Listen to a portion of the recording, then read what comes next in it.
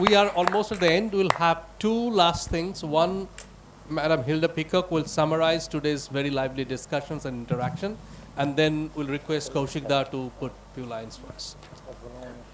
Even as we come to the end of this very beautiful and rather cold evening, I would like to place on record my deep, deep gratitude to Nanritam and Filix School for this opportunity of being here this evening, for being here over the past 2 or 3 days and witnessing firsthand the wonderful work that is being done by everybody who is involved.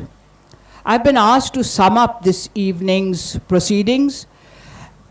Even as I sat here and listened to the stories that were told by so many of you, as a school teacher, I want to say, I have always said this and I continue to believe that the stories that we tell, the stories that we bring to the table, the stories that we share are really what make us.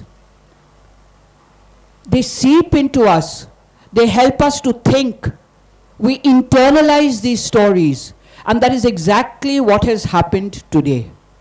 Even as we sat here, we've listened to stories, and my dear pupils and students who are sitting there, these are not the once upon a time happily ever after stories. These are not those stories. These are stories of struggle.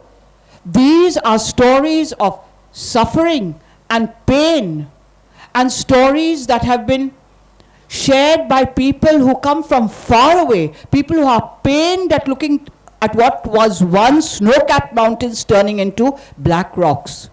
These are stories of children who have walked 7 kilometers to reach a center where they may receive some education. These are stories of disadvantaged people, people who are broken, people who have so much that we take for granted. They look forward to as some kind of blessing. And yet these have been stories of hope. Every one of these stories has reminded us that the struggle is not over. Sometimes we fall, but we pick ourselves up, and we dust ourselves off, and we go on with it. We have listened to stories of compassion. We have listened to stories of sharing. Some of them gut-wrenching, heartbreaking stories. And above it all, there's one thing that stands, and that is the indomitable spirit of the survivor. Time and time again, we have heard of how there has been change, how there has been renewal, how there has been revival. And so we have heard, we have listened, and now what? Now we need to act. I was listening to the physics teacher this morning, and he said, enough of talking, enough of listening. The time has now come to act.